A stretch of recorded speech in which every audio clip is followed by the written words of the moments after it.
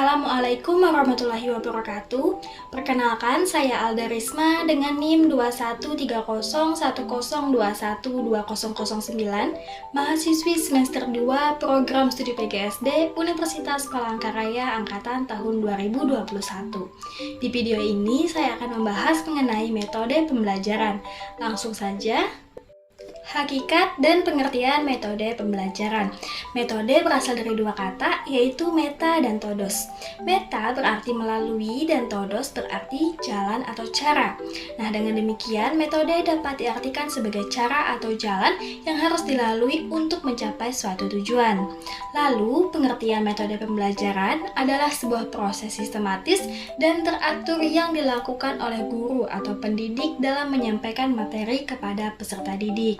Nah, pendapat lain juga mengatakan bahwa metode pembelajaran merupakan sebuah strategi atau taktik dalam melaksanakan kegiatan belajar mengajar di dalam kelas yang diaplikasikan tenaga pendidik agar tujuan pembelajaran yang sudah ditetapkan bisa tercapai dengan baik. Baik tidaknya suatu metode pembelajaran dipengaruhi oleh berbagai faktor.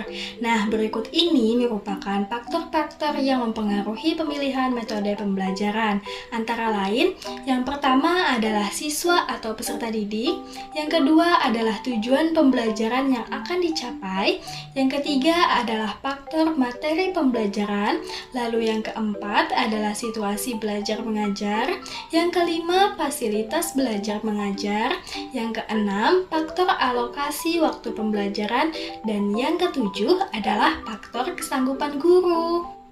Selanjutnya, jenis-jenis metode pembelajaran.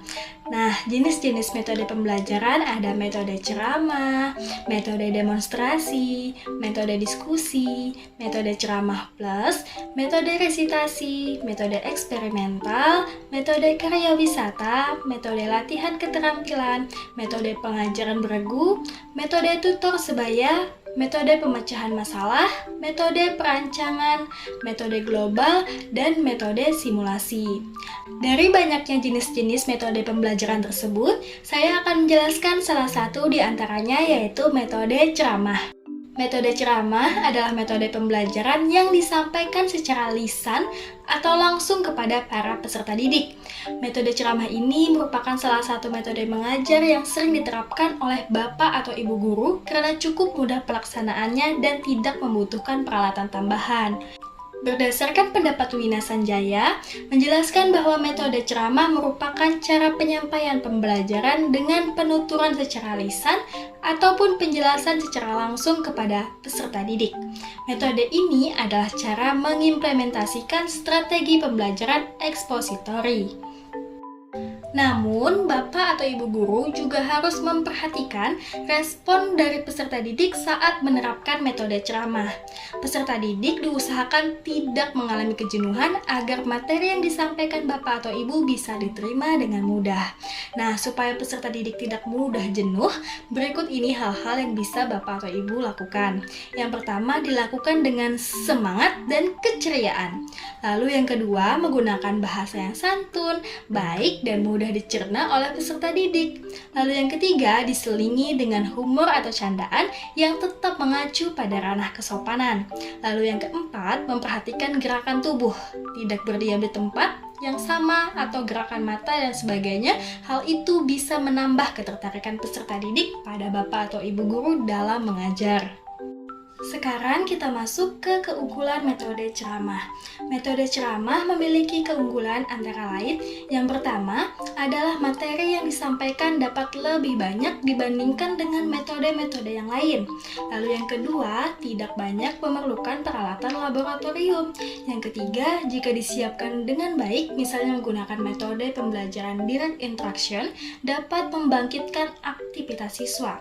Yang keempat, guru mudah menguasai kelas seperti mudah mengorganisasikan tempat duduk.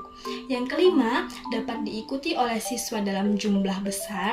Yang keenam, mudah mempersiapkan dan melaksanakannya. Lalu yang ketujuh, guru mudah menerangkan pelajaran dengan baik. Lalu selanjutnya adalah kelemahan metode ceramah. Metode ceramah memiliki kelemahan antara lain.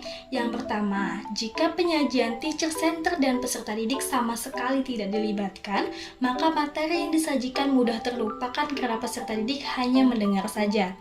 Yang kedua, jika peserta didik tidak aktif, maka bisa menyebabkan kantuk, memikirkan hal lain, atau mencari kegiatan lain seperti berbicara bahkan mengganggu temannya.